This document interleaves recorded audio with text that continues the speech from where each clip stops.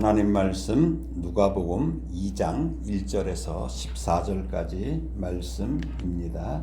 함께 봉독하겠습니다. 그때에 가이사 아구스도가 영을 내려 천하로 다 호적하라 하였으니 이 호적은 구레뇨가 수리아 총독이 되었을 때에 처음 한 것이라. 모든 사람이 호적하러 각각 고향으로 돌아가매 요셉도 다윗의 집 족속이므로 갈릴리 나사렛 동네에서 유대를 향하여 베들레헴이라 하는 다윗의 동네로 그 약혼한 마리아와 함께 호적하러 올라가니 마리아가 이미 잉태하였더라. 거기 있을 그때에 해산할 날이 차서 첫 아들을 낳아 강보로 싸서 구유에 뉘었으니 이는 여관에 있을 곳이 없음이로라. 그 지역의 목자들이 이 밤에 밖에서 자기 양떼를 지키더니 주의 사자가 곁에 서고 주의 영광이 그들을 두루 비추매 크게 무서워하는지라. 천사가 이르되 무서워하지 말라. 보라, 내가 온 백성에게 미칠 큰 기쁨의 좋은 소식을 너희에게 전하노라. 오늘 다윗의 동네에 너희를 위하여 구주가 나셨으니 곧 그리스도 주시니라. 너희가 가서 강보에 쌓여 구유에 뉘어 있는 아기를 보리니 이것이 너희에게 표적이니라 하더니 호련히 수많은 천군이 그 천사와 함께 하나님을 찬송하여 이르되 지극히 높은 곳에서는 하나님께 영광이요 땅에서는 하나님이 기뻐하신 사람들 중에 평화로다 하니라. 아멘. 예, 우리 그리스도 교회는 양대 절기가 있어요. 그래서 우리 교회는 오직 요 두 절기만 지켜요. 그렇죠? 성탄절하고 부활절만 지킵니다. 우리 교회는. 예. 감사절은 지키지 않습니다. 바로 예수님이 탄생하신 이 성탄절과 예수님께서 이 세상에서 공생의 3년을 사시면서 하나님 나라가 어떤 거냐 이거죠. 그러면서 어떻게 누리는지를 몸소 가르치시고 또 몸소 사람들을 섬기시다가 결국은 죄인들인 인간에게 가장 참혹한 죽임을 당하셨어요. 그러나 사람을 죽이는 권세, 이 세상 권세는 그거예요. 사람을 죽이는 권세예요. 그게 제일 무서워요. 그렇죠? 다 죽인 다음 다 겁나고 말 잘 듣잖아요. 근데 이 세상 권세는 참된 권세가 아니라 이거죠. 사람을 살리는 권세가 참 권세임을 알리시려고 십자가에 달리셨지만 죽음을 이기시고 부활 승리하신 절기가 바로 부활절이죠. 그래서 이 양대의 절기를 지키는 것입니다. 제가 지난 주일에 이제 내일 모레 주일에까지 두 번에 나눠서 예수님의 육신의 어머니 마리아에 대해서 살펴볼 거예요. 근데 지난 시간에 살펴보면서 뭐 했습니까? 하나님은 무계획하신 분이 아니라고 그랬죠. 예, 전부 계획에 의해서 움직여요. 그래서 우리를 구원하시려는 계획을 하나님의 그 시간표대로 한치의 오차도 없이 정확하게 진행시키시는 분이라고 말씀드린 것을 기억하실 것입니다. 오늘 성탄절을 맞으면서 예수님이 어느 날 갑자기 오신 것이 아니고 첫사람 아담의 범죄 이후에 창세기부터 예언되고 선포된 말씀이 오랫동안 기다린 끝에 드디어 오신 것이죠. 예, 즉 예수님이 탄생하기 전까지 창세기에서부터 또 구약 성경 전체의 구약이 뭐예요? 올드 테스타먼트. 그러니까 오래된 약속이죠. 예수님이 오시겠다고 한 약속이란 얘기죠. 그 전체에 지속적으로 반복되죠. 그리고 예언된 기록들이 예수 그리스도의 탄생으로 인해서 이루어진 것입니다. 그래서 우리가 많이 알고 있는 거죠. 창세기 3장 15절 말씀 한번 읽어볼까요? 내가 너로 여자와 원수가 되게 하고 네 후손도 여자의 후손과 원수가 되게 하리니 여자의 후손은 네 머리를 상하게 할 것이요 너는 그의 발꿈치를 상하게 할 것이니라 하시고, 예, 하나님께서 범죄한 아담에게 말씀하신 거죠. 이것은 무엇입니까? 인류 최초의 구원 약속인 이 구절이에요. 그래서 이거를 갖다 뭐라 하냐면 원시복음이라고 그래요. 원복음, 최초의 복음이라고 이렇게 해요. 장차 예수 그리스도가 오셔서 십자가의 부활로 사탄의 권세를 깨트리고 인류를 구원하실 것을 계시한 최초의 복음이에요. 그러니까 벌써 아담 이때 벌써 이 복음을 선포하신 거예요. 사탄은 여자의 후손이 예수 그리스도인 여자의 후손인 예수 그리스도의 발꿈치를 상하게 할 것이라는 거예요. 발꿈치. 그러면 여러분들 발꿈치가 상하면 죽나요? 안 죽나요? 안 죽죠. 예, 죽지 않아요. 그러니까 사탄은 예수님의 발꿈치는 상하게, 그러니까 육체적인 목숨은 빼앗는단 말이죠. 예, 근데 이것은 발꿈치를 상하게 한 것뿐이라는 거예요. 예. 항상 주님께서 뭐라고 그러세요? 육신을 멸하는 자를 두려워하지 말라고 그러시죠. 예, 영과 육을 소멸하는 분을 두려워하라고 그러잖아요. 그러니까 이거 발꿈치예요. 사탄의 권세는 그러니까 거기까지야. 발꿈치를 상하는, 죽이는 것까지, 여기까지가 사탄의 권세예요. 그러니까 여러분에게도 발꿈치를 상하게 할 뿐이에요. 여러분에게도. 즉 육신의 죽음까지예요. 그러나 여자의 후손인 예수 그리스도께서는 사탄의 머리를 상하게 할 것이라고 말했어요. 머리. 여기 이제 상하게 하다. 히브리어 이거 슈프인데 이거는 뭐냐면 난타하다. 스트라이크. 네, 스트라이크. 그 다음에 눌러서 뭉개다. 크러쉬. 크러쉬. He will crush your head. 그가 너의 머리를 아주 그냥 뭉개버린다는 거예요. 이게 저 전라도 말로 뭐야? 대굴박을 뽀갠다는 말 있죠? 예, 완전히 그런 얘기예요. 예. 그러니까 머리는 뭐냐면 가장 중요한 부분이기 때문에 너의 가장 중요한 부분을 뭉갠다는 것은 뭐예요? 회생 불가능하게 만든다는 말씀이죠. 여자의 후손이 사탄이 결코 회생 불가능하게 만드신다는 거예요. 그러나 사탄은 예수님께서 다시 재림하셔서 사탄의 모든 세력을 불과 유황 못에 던짐으로써 완전한 그 승리를 이루실 때까지는 이게 머리통이 깨졌는데도 계속 돌아다니는 거예요. 왜 뱀 왜 대가리 잘라져도 이렇게 다니는 것처럼 머리통이 깨졌는데도 그거를 감싸고서 최후 발악을 하는 거예요. 지금 그게 사탄이 하고 있는 짓이에요. 그러니 성도들은 이미 머리가 깨져갖고 결정적인 패배를 당한 사탄을 두려워할 필요가 없다는 거예요. 없다. 이게 복음이에요. 이처럼 죄인에 대한 구원의 복음은 예수 그리스도께서 이 땅에 오심으로 비로소 주어진 것이 아니라 인간이 범죄한 직후에 바로 자비로우신 하나님의 의에 의해서 그렇죠? 하나님의 그 긍휼하심에 의해서 바로 주어진 거예요. 바로 주어진 거예요. 바로 하나님께서 에이 이거 틀렸네 버리고 다시 만드신 게 아니고 그렇죠? 예. 거기서 다시 하셔요. 그래서 여자의 후손에서 이렇게 나오죠. 여자의 후손은 뭘까요? 그러면 여자는 남자와 성관계를 하지 않고 성령의 능력으로 메시아이신 예수님을 출산한 마리아를 말하는 거예요. 예. 그래서 이게 여자의 후손이에요. 그래서 남자의 후손과 여자의 후손을 지금 구분하고 있는 거예요. 그래서 인류 전체를 남자의 후손이라고 여자의 후손이란 마리아를 통하여 태어나실 아기 예수님을 벌써 창세기 3장 15절에서 말씀하고 있는 거죠. 이것을 기억하세요. 그리고 이제 오늘 말씀을 드리면 훨씬 복음이 선명하게 보일 것입니다. 자, 누가복음 2장 1절 2절 다시 한번 읽어볼까요? 시작. 그때에 가이사 아구스도가 영을 내려 천하로 다 호적하라 했으니 이 호적은 구레뇨가 수리아 총독이 되었을 때에 처음 한 것이라. 그때가 언제일까요? 그때로 시작해요. 누가는 누구라고 그랬어요? 의사면서 역사가라고 그랬어요. 아주 철저한 사람이에요.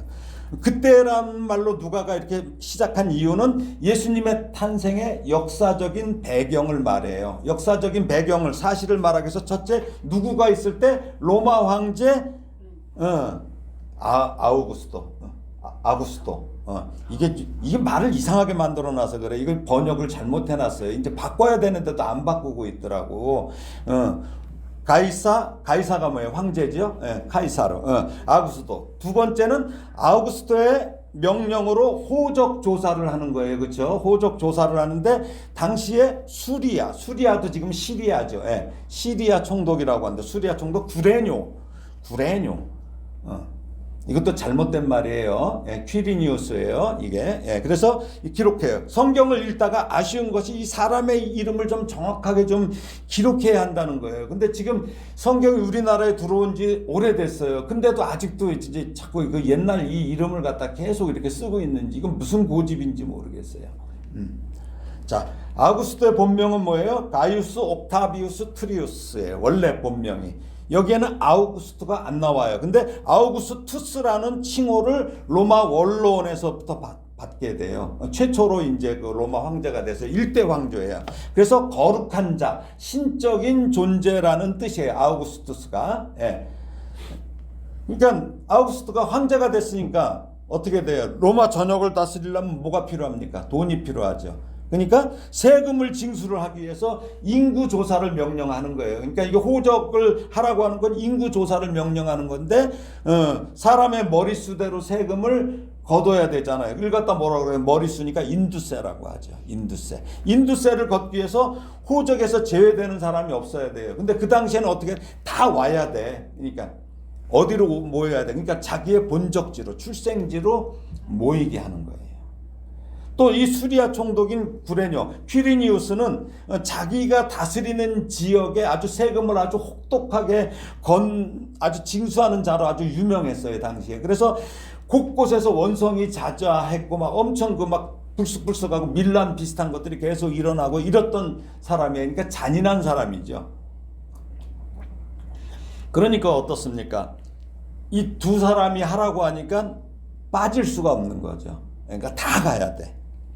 그러니까 이제 시키는 대로 해야 되겠죠. 피지배 민족은 자 누가복음 2장 3절에서 5절을 다시 읽어보겠습니다. 모든 사람이 호적하러 각각 고향으로 돌아가며 요셉도 다윗의 집 족속이므로 갈릴리 나사렛 동네에서 유대를 향하여 베들레헴이라 하는 다윗의 동네로 그 약혼한 마리아와 함께 호적하러 올라가니 마리아가 이미 잉태하였더라. 예, 수리아 총독 구레뇨 퀴리니우스가 혹독한 정책으로 모든 사람이 호적을 하러 원적지로 가서 얼굴을 반드시 보여야 되는 거예요.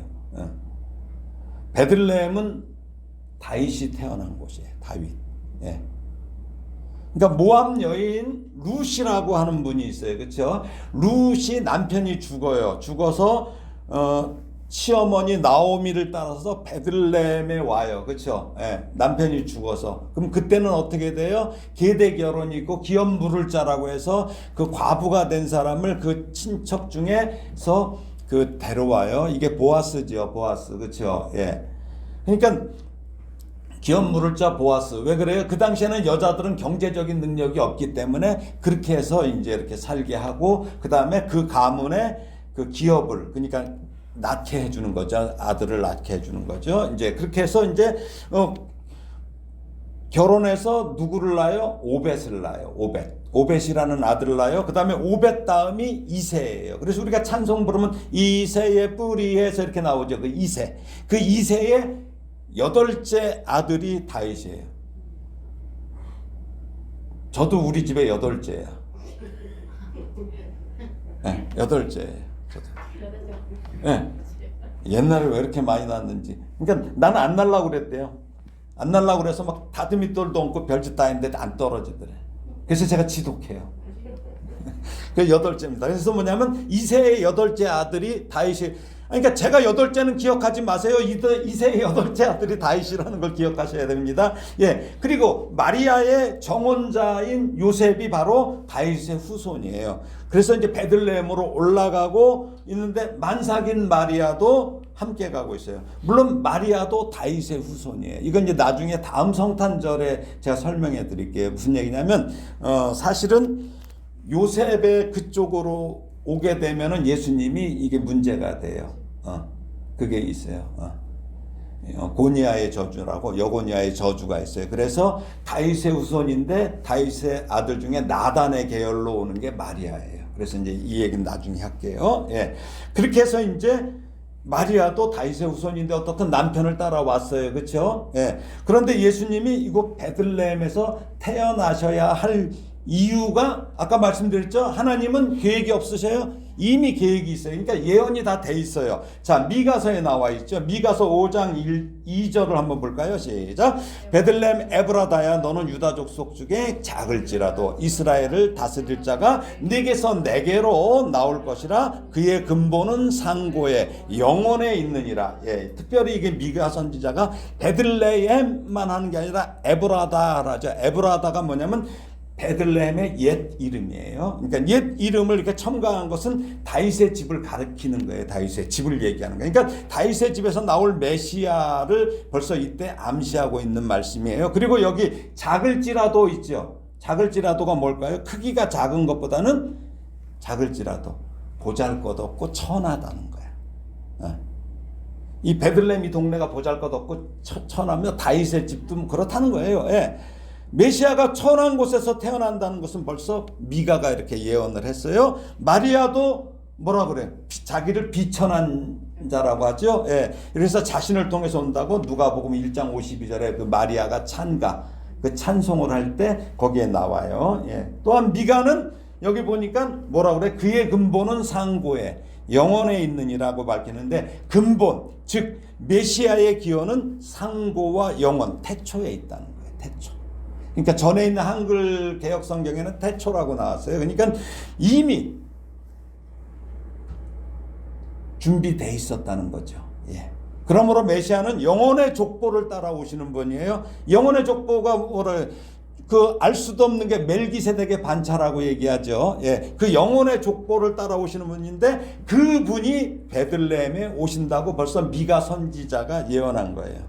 호적은 일반적으로 근데 남자가 해요. 예. 당시에 어떻게 됐어요? 여자와 아이는 안 들어가죠. 예. 남자 위주예요. 근데 마리아가 동행을 왜 했을까요? 마리아가. 그래서 이게 학자들 얘기가 그래요. 저도 그렇게 생각해요. 결혼 전에 임신한 마리아니까 뭐예요? 이건 부정한 여인이잖아요. 그러니까 마을 사람들이 돌로 칠 것을 우려해갖고 요셉이 의로운 사람이잖아요. 그리고 천사로부터 들었잖아요. 그러니까 그 사람들로부터 마리아를 보호하려고 했을 가능성이 크다고 학자들은 보고 있어요. 그래서 데리고 온 거예요. 그러니까 만삭의 마리아가 굳이 호적을 하러 가지 않는다면 베들레헴에 갈 필요가 없었을 것이에요.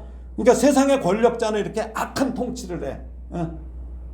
그냥 힘들고 그러니까 그냥 자기 있던 곳에서 놔도 되는데 베들레헴까지 가게 만들어. 악한 통치를 하면서 세상의 권력자들은 막 백성을 막 괴롭혀요. 근데 하나님은 이런 자들의 또 그 다음에 그들의 행위까지도 사용하시는 거야. 그래서 당신의 구원 계획을 이루어 가시는 거죠. 이렇게 이루어 가세요. 그래서 우리도 살아가면서 이유 모르고 당하는 그런 일들이 우리 주변에 많이 일어나요. 이유를 알 수가 없어요. 저 인간 왜 저래? 자기는 자기 주변에 가까운 가족임에도 너무 힘들게 하는 사람이 있어요. 그런 일이 일어나요. 남편이 뭐예요? 무슨 말이야? 남의 편. 남의 편. 서방은 뭐야? 서쪽에 있다 이거야. 집에 없고. 뭐 이렇다는 거예요. 심지어 부모 자식 관계에서도 이해할 수 없는 일들이 막 수도 없이 일어나요. 요즘에 막 부모 죽이는 애들도 많이 생기더라고. 또 가정을 벗어나면 어떻습니까? 친구나 친지들과의 갈등이 일어나요. 집안끼리도 갈등이 일어나고. 정치권 또 어때요? 정치권. 자기네들끼리도 싸우잖아요. 이럴 때 가장 많이 하는 말이 어떤 거예요? 어떻게 사람의 탈을 쓰고 저럴 수 있냐? 저거 인간 맞아? 이 얘기 제일 많이 합니다. 근데 제 대답은 어떨 것 같습니까? 사람이기에 그래. 동물은 그렇게 안 해요. 사람이기 때문에 그래요. 이게 인간입니다. 우리가 이것을 알아야 돼요. 그러니 실망하지 마십시오. 여러분들 하나님께 수없이 따지죠? 하나님이 어떻게 저에게 이러세요? 저도 수도 없이 따졌어요. 왜 내게 왜 이러세요? 왜 이러세요? 그러나 하나님은 이런 사람들 가운데서도 사람들의 악한 생각과 행위까지도 당신의 선하신 일을 만드시는 분임을 믿으시기 바랍니다. 로마의 황제의 아우구스투스는 세금을 거둘 목적으로 호적을 명령하고 수리아 총독 구레네 퀴리니우스는 로마 황제에게 충성을 다하면서 자신의 어떤 정치적인 이 이득을 위해서 강압적으로 사람들을 막 이동시키고 있어요. 그렇지만 하나님은 창세기 그때부터 아담 때부터 시작하여 많은 선지자를 통해서 예언하신 놀라운 일을 하고 계시는 거예요. 하나님은. 그러니까 우리가 볼 때는 막 저게 누가 하는 것 같은데 우리는 거기서 하나님이 계신 걸 봐야 돼. 숨은 변수를 봐야 돼. 숨은 변수. 저는 이걸 숨은 변수라고 하거든요. 늘 숨은 변수를 봐야 돼. 저 인간이 왜 저러는지, 왜 내 가슴에 못을 박는 말과 행동을 하는지 답답하더라도 하나님은 여러분에게 반드시 선한 결과를 주실 것입니다. 하나님은 기도한다고 결코 고난을 멀리 치워버리지 않으셔요. 이거 잘못 배운 거예요, 교회에서. 기도한다고 고난이 없어지지 않아요. 성경에 나오잖아요, 다. 요셉이 얼마나 착해요. 근데 갖다 집어쳐 놓잖아요. 물질적으로 사람 관계에서 여러분이 기대하는 대로 하지 않으실 때가 훨씬 많을 거예요. 여러분들 뭐 달라고 하면 안 주시죠? 그러나 여러분의 시간표가 아니라 하나님의 시간표에는 선하고 아름다운 계획이 가득 차 있다는 거예요. 하나님의 시간표에는. 근데 꼭 하나님은 뭐 해주세요? 고난이라는 포장지에다 꼭 집어넣어 갖고 주신단 말이에요. 우리가 이걸 알아야 돼. 그리고 중요한 것은 그 하나님의 선하고 아름다운 계획과 시간표 속에 여러분이 들어있다는 것을 믿으시기 바랍니다. 그러니 기뻐하십시오. 그러니 힘내십시오. 그래서 힘내는 거예요. 자, 그 다음에 어떤 일이 있을까 볼까요? 자, 오늘 이제 누가복음 2장 6절 7절입니다. 시작. 거기 있을 때에 그때 해산할 날이 차서 처다들을 낳아 강보로 싸서 구유에 뉘었으니 이는 여관에 있을 곳이 없음이러라. 여기 보니까 마다들 나오죠. 처다들. 처다들의 헬라어는 프로토코톤인데 이건 뭐냐면 요한복음에서 자주 사용되는 건 뭐예요? 독생자를 사용해. 그렇죠? 독생자. 모노게네스, 모노, 우리 뭐 있죠? 모노가 여기서 나오죠, 헬라. 모노게네스. 독생자와는 달리 프로토토콘, 뭐냐면 처다들, 마다들을 사용한다는 건 뭐예요?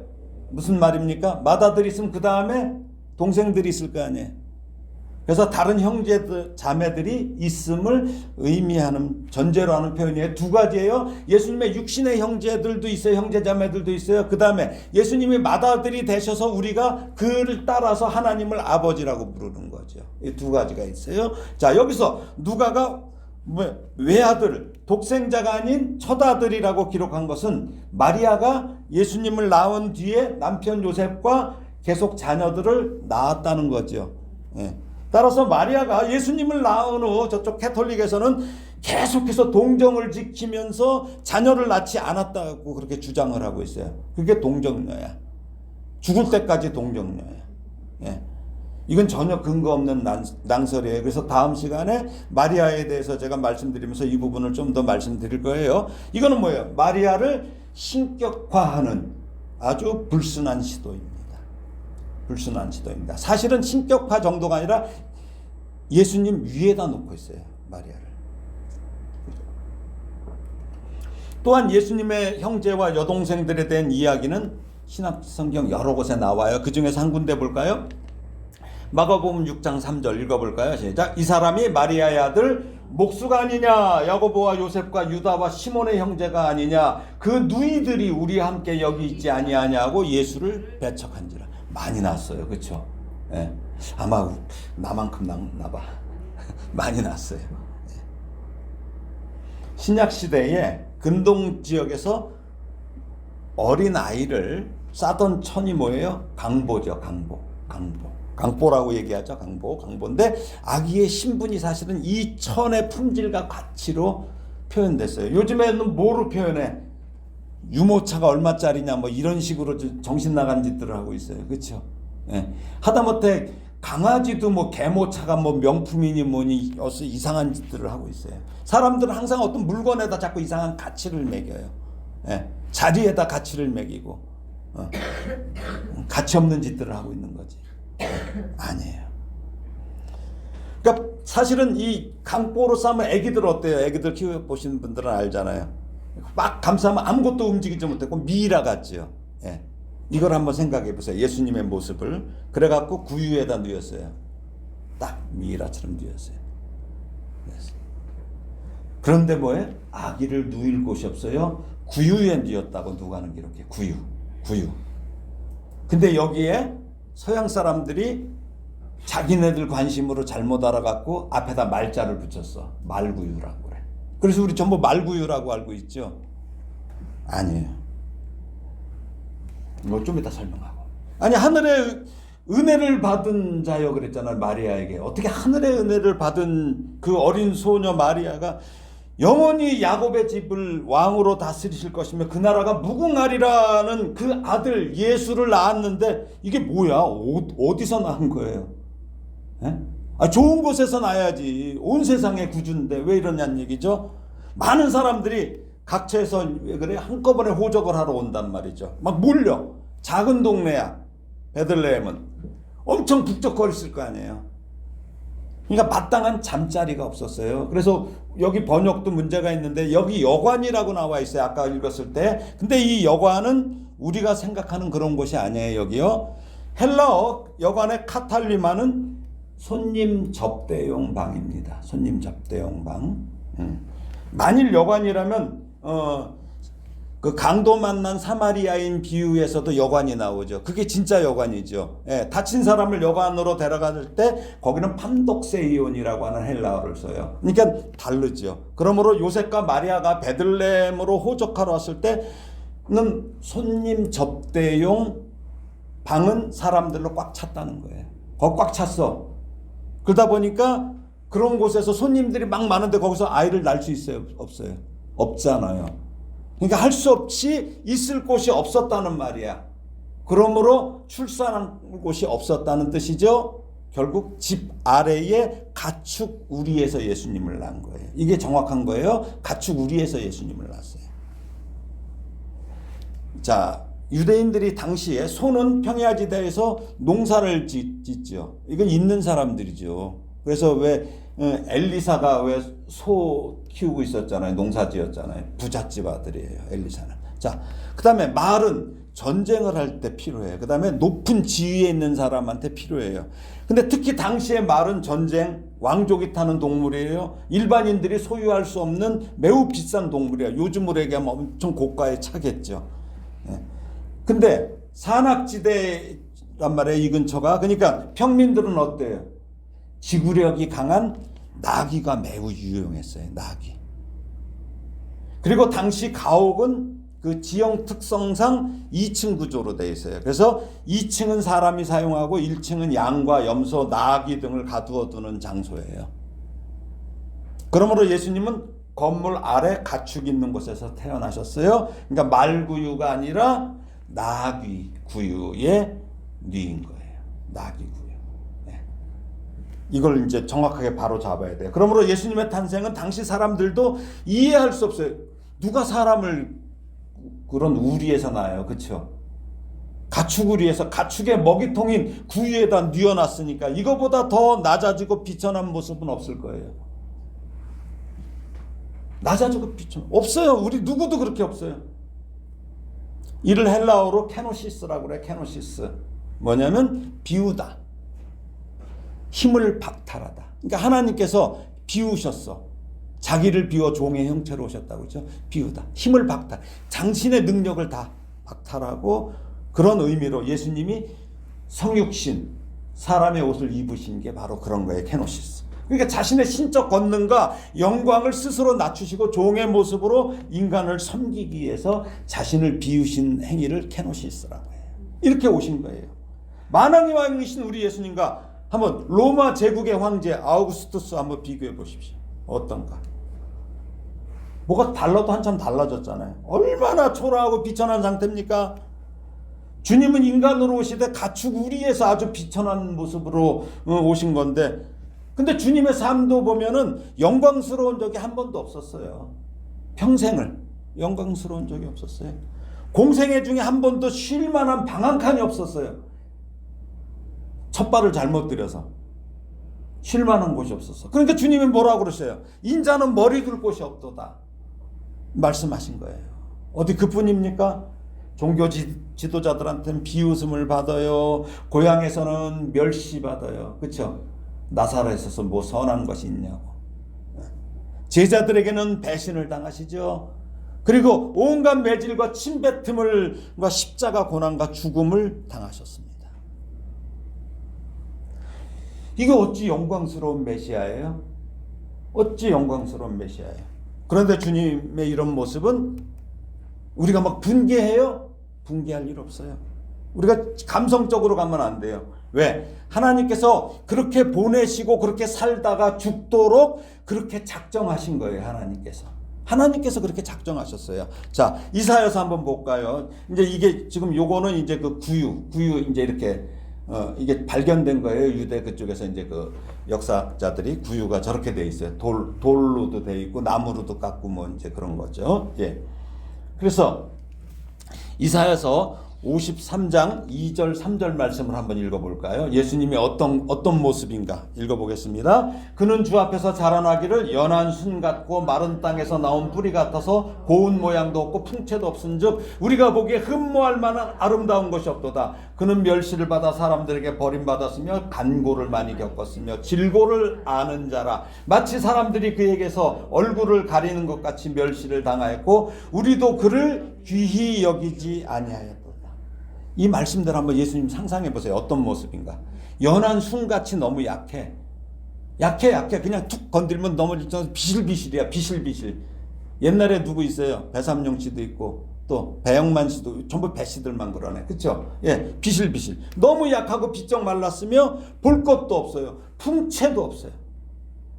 이렇게 말하잖아요. 오죽하면 우리가 보기에 흠모할 만한 아름다운 것이 없도다라고 표현하겠어요. 얼마나 볼품이 없으면. 그러니까 예수님 지금 그린 그림들 다 가짜야. 그렇죠?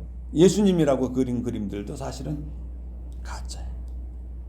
두 번 보고 싶지 않은 얼굴이라는 거예요. 이 내용이요. 하나님께서 아들을 그런 모습으로 보내셨어요. 코미디언 배영만 씨가 요즘에 목사님 됐더라고. 작년에 목사 안수 받았더라고. 오히려 예수님보다 더 잘생겼다는 얘기예요. 그리고 여러분과 제가 더 잘생긴 거야. 예? 더 아름답다는 것이에요. 볼품없는 풍채와 그 얼굴도 모자라서 멸시받고 사람들에게 버림받는 것도 모자라 아픔과 고통 많이 겪었어요. 그렇지만 아무도 주님을 바라보려고 하지 않았다는 얘기예요. 그렇게 사시다가 채찍맞고 가장 수치스러운 십자가에서 죽는 모습으로 이 땅에, 그것도 누가 보냈어요? 하나님이. 아버지가. 이게 아버지 맞아요? 옆집 아저씨만 또 못하지. 하나님이. 예? 이렇게 보내셨다는 거예요. 그런 못난 예수를 보내시고서는 그 예수를 믿어야 구원을 얻을 수 있다고 말씀하시는 거예요. 이게 복음의 역설적인 얘기입니다. 그러나 예수님의 그런 약하고 못난 모습은 겉으로 보기에 강하고 아름다운 세상에 이 왜곡된 힘의 가치로 이 살아가고 추종하는 사람들의 기준으로 볼 때는 정말 약해. 못난 모습일 뿐이죠. 그러나 하나님 나라에서는 그런 모습으로 낮아지고 섬기는 사람이 왕이라고 시청과 교육을 하시는 거예요. 주님께서. 그래서 제자들이 엉뚱한 꿈 꿀 때 뭐라고 그래요? 마태복음 말씀 한번 볼까요? 자, 예수님께서 오신 목적이에요. 자, 마태복음 20장 25절에서 28절 한번 읽어보겠습니다. 시작. 예수께서 제자들을 불러다가 이르시되 이방인의 집권자들이 그들을 임의로 주관하고 그 고관들이 그들에게 권세를 부리는 줄을 너희가 알거니와 너희 중에는 그렇지 않아야 하나니 너희 중에 누구든지 크고자 하는 자는 너희를 섬기는 자가 되고 너희 중에 누구든지 으뜸이 되고자 하는 자는 너희의 종이 되어야 하리라. 인자가 온 것은 섬김을 받으려 함이 아니라 도리어 섬기려 하고 자기 목숨을 많은 사람의 대속물로 주려 함이니라. 이때까지도 제자들이 예수님이 오신 그 목적을 모르고 싸우고 있어 자리 다툼하고 있었잖아요. 높은 자리에 올라가려고. 예수님이 오신 목적을 몰랐어요. 근데 예수님께서 다시 말씀하시는 거예요. 또 우리 주님께서 이토록 비천한 모습으로 오신 이유는 비천한 우리들의 친구가 되기 위해. 지체 높은 사람들, 고난을 겪어보지 못한 사람들은 비천한 자의 처지를 알 수가 없어요. 알 수가 없으니까 친구가 될 수 있어요, 없어요? 없어요. 그래서 제가 오늘 순서지에도 썼지만 히브리서자 4장 15절 16절을 한번 읽어볼까요? 시작. 우리에게 있는 대제사장은 우리의 연약함을 동정하지 못하실 리가 아니요 모든 일에 우리와 똑같이 시험을 받으니로되 죄는 없으시니라. 그러므로 우리는 긍휼하심을 받고 때를 따라 돕는 은혜를 얻기 위하여 은혜의 보좌 앞에 담대히 나아갈 것이니라. 예. 여러분들 주님께서 다 체휼하셨기 때문에 우리가 두려워하지 말고 담대히 나가면 돼요. 저는 이걸 갖다 뻔뻔히 나아갈지 않아요. 뻔뻔하게 나아가세요. 여러분들 죄를 지어요. 죄를 지어도 움츠러들지 말고 다시 주님 앞에 나가는 게 중요한 거예요. 죄 짓고 그 자리에 앉아 있는 게 아니고 나아가는 거예요. 성도 여러분, 하나님 앞에 자신이 아주 비천한 자라고 이렇게 느끼십니까? 감히 그 보좌에 나아가기 두려운가요? 염려하지 마십시오. 세상하고 달라요. 우리 주님은. 우리와 하나님 사이에는 우리의 비천을 모두 체험하시고 우리를 동정하시는 중보자 예수 그리스도가 계십니다. 그 주님을 의지하여 거룩하신 이 하나님 앞에 나아가시기 바랍니다. 구유가 뭐예요? 아까 말씀드렸죠. 뭐예요? 가축의 먹이통. 어린 아기가 누울 정도의 크기예요. 그렇게 싸서. 이 먹이통이 만왕의 왕과 인류의 구속자로 오신 아기 예수님의 요람이 된 거예요. 예수님께서 탄생하신 이 베들레헴의 지명의 뜻이 뭐야? 베들레헴. 벳은 집이라는 얘기야. 베들레헴. 떡집, 빵집이라는 거예요. 그러니까 어디 가니까 베들레헴이라고 하는 빵집이 있더라고. 있어요. 그 떡집, 빵집이란 것은 가축 우리에 이렇게 누워있는, 담겨있는 아기에게서 그 예수님께서에게서 무엇이 여러분들 느껴지세요? 어떤 게 연상되나요? 예수님은 사람들을 위한 영생의 양식으로 이 땅에 오신 거예요. 그래서 천사들도 목자들에게 뭐라 그래요? 너희가 가서 강보에 쌓여 구유에 누워있는 아기를 보리니 이것이 너희의 표적이니라 한 거예요. 가축의 먹이통에 담긴 아기가 구세주의 표적이라는 거예요. 즉 예수님이 탄생하셔서 가축의 먹이통에 누우셨다는 것은 주님은 우리가 믿음으로 먹어야 할 영생의 양식임을 의미하는 거예요. 이게 표적이에요. 이게 표적이에요. 자, 그래서 예수님이 말씀하시죠. 요한복음 6장 47절에서 51절 읽어보겠습니다. 시작. 진실로 진실로 너희에게 이르노니 믿는 자는 영생을 가졌느니 내가 곧 생명의 떡이니라. 너희 조상들은 광야에서 만나를 먹었어도 죽었거니와 이는 하늘에서 내려오는 떡이니 사람으로 하여금 먹고 죽지 아니하게 하는 것이니라. 나는 하늘에서 내려온 살아있는 떡이니 사람이 이 떡을 먹으면 영생하리라. 내가 줄 떡은 곧 세상의 생명을 위한 내 살이니라 하시니라. 예, 그렇습니다. 베들레헴 떡집에 누워있는 예수 그리스도의 그 영생의 양식을 왜 구유에 있을까요? 우리가 동물이에요. 우리가 가축 같은 우리예요. 동물 같은 우리예요. 동물과 같은 우리가 믿음으로 섭취한 사람들로 그 결과 모두 영생을 소유하게 될 것입니다. 이 말씀하시는 거예요. 그래서 이제 누가복음 2장 8절에서 10절 이제 목자들에게 찾아오시죠. 읽어보겠습니다. 시작. 그 지역의 목자들이 밤에 밖에서 자기 양떼를 지키더니 주의 사자가 곁에 서고 주의 영광이 그들을 두루 비추매 크게 무서워하는지라. 천사가 이르되 무서워하지 말라. 보라 내가 온 백성에게 미칠 큰 기쁨의 좋은 소식을 너희에게 전하노라. 예, 주님의 탄생 소식이 가장 먼저 누구에게? 목자들에게 전해졌어요. 당시 목자들은 천민 취급을 받던 계층이에요. 성 안에 못 들어가요. 성 안에 못 들어가는 계층이에요. 예루살렘 종교 지도자들에게 성탄의 소식을 먼저 알리시지 않고 가장 천대받던 목자들에게 먼저 알려주신 것입니다. 그런데 목자들은 나중에 또 기회에 있으면 말씀드리지만 레갑 자손이에요. 레갑의 자손이에요. 예레미야 35장에 보면 레갑 자손은 하나님께서 구원하시는 남은 자들이라고 되어 있어요. 남은 자들. 레갑 자손은 수백 년간 조상 그 요나답이 명령해. 너네들 포도주를 먹지 말고 집 짓지 않고 장막 생활을 하라고 명령을 해. 그 조상의 명령을 그대로 지켜서 행하는 사람들이 레갑 자손이에요. 그래서 이 목자들이 레갑 자손이라고 거의 대부분의 학자들이 그렇게 보고 있어요.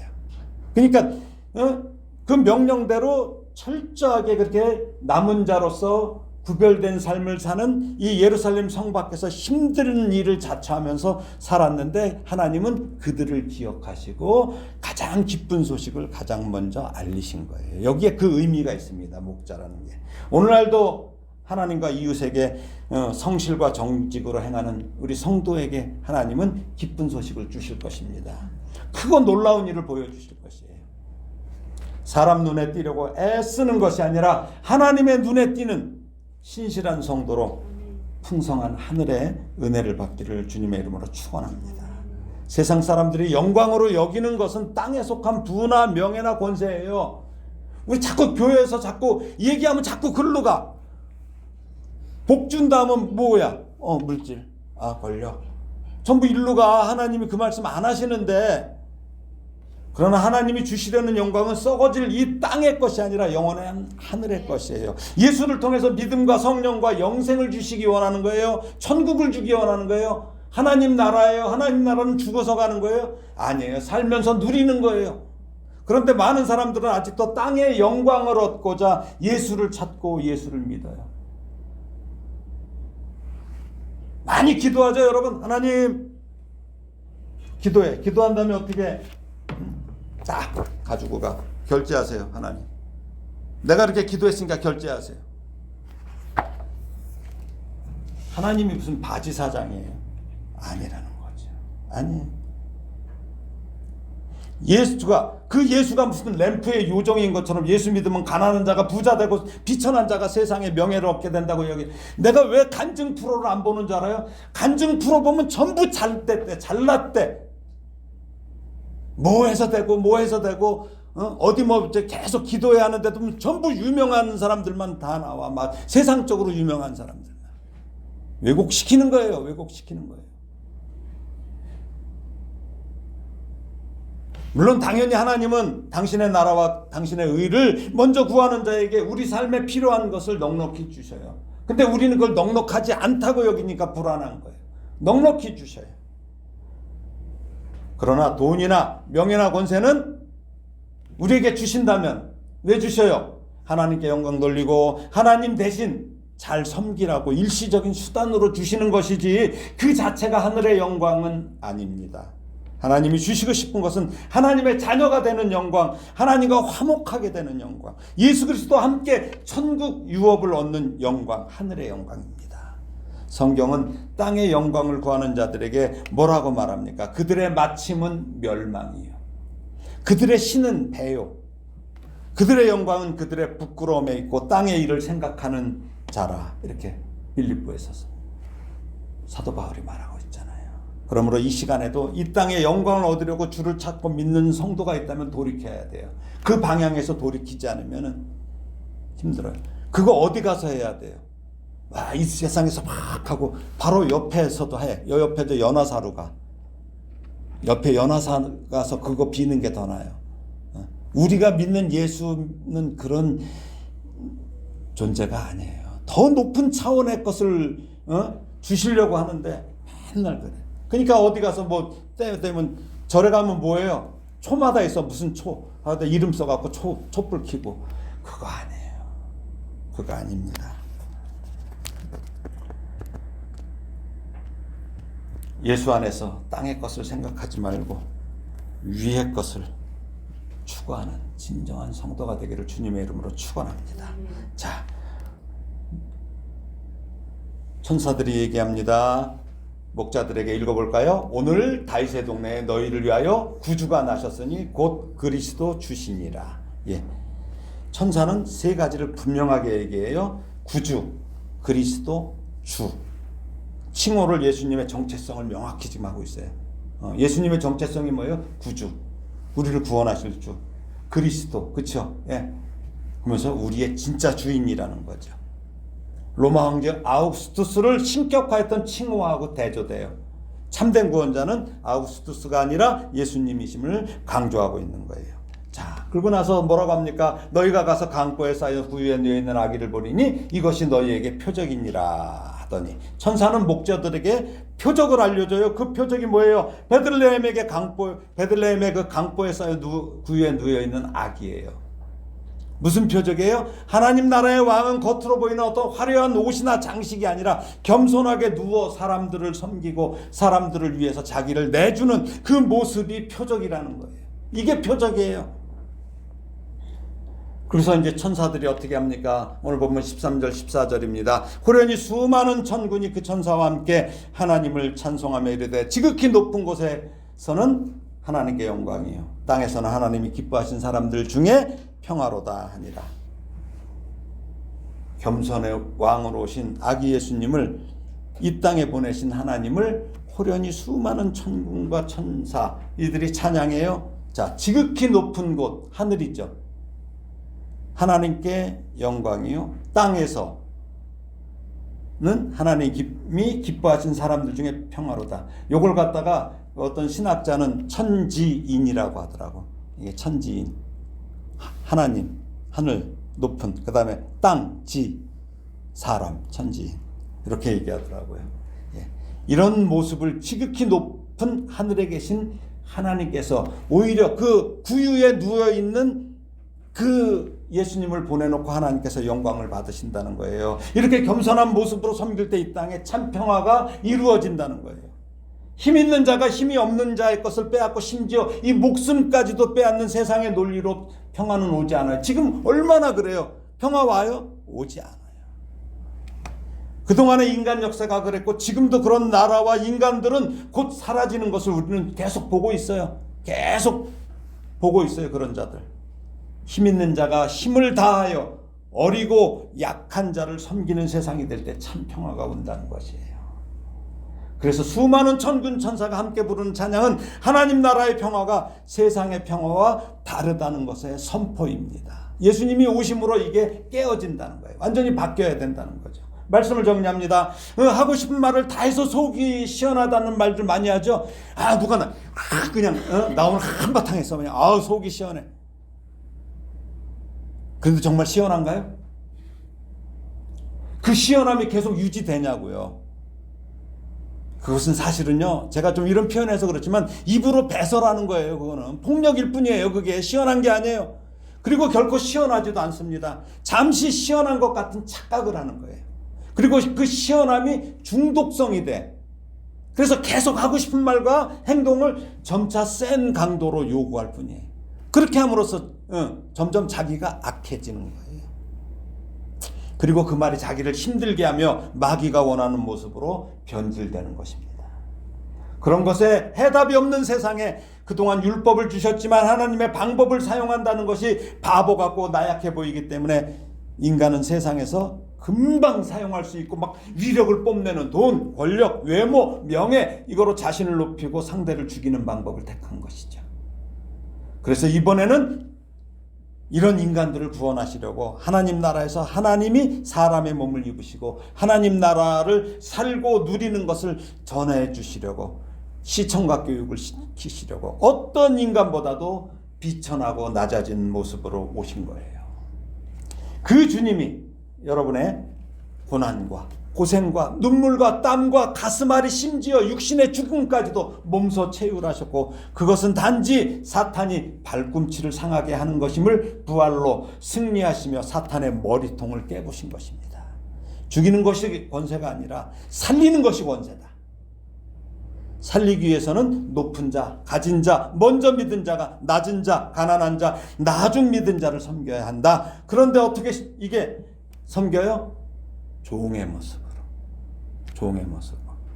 종이 돼서 섬겨야 살릴 수 있는 것입니다. 그러기 위해서는 먼저 죽어야 합니다.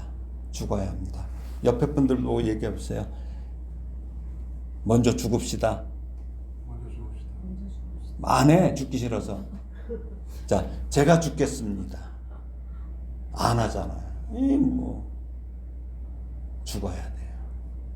여러분들 저기 그 김장 담글 때 어때요? 배추 소금에다 어떻게 절여요? 대충 줄이면 소금 대충 절일 거면 어떻게 돼요? 도로 밭으로 가잖아요. 시퍼렇게 살아서 완전히 절거져야 돼요. 완전히 죽어야 돼요. 제가 죽겠습니다. 제가 종이 되겠습니다. 그리고 나서 예수 이름으로 살아나시기를 주님의 이름으로 축원합니다. 모두 그렇게 살리는 성도, 살리는 교회가 되기를 죄인을 섬기고 죽으러 오신 예수님의 이름으로 축원합니다. 기도하겠습니다. 하나님은 비천한 자라는 이 목자들을 구주 탄생의 첫 소식을 들은 사람들로, 또 첫 경배자들로, 또 첫 전도자들로 하나님 택해 주신 것 감사합니다.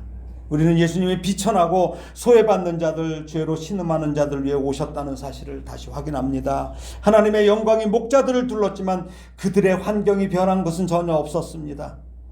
그러나 그들은 기쁨으로 주를 전했습니다.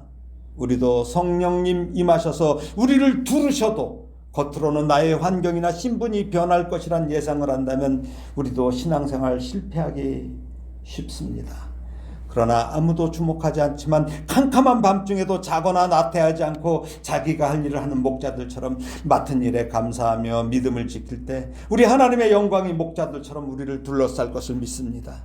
그 영광이 우리를 둘러쌀 때 그 기쁜 소식, 살리는 소식을 지체 없이 전하게 하시고 복음을 전할 때 먼저 가축의 우리와 같은 곳을 먼저 찾아 세상에서 가난하고 소외된 이웃을 섬기며 힘써 행함을 기뻐하며 감당하게 하여 주시옵소서. 예수님의 이름으로 기도합니다. 아멘.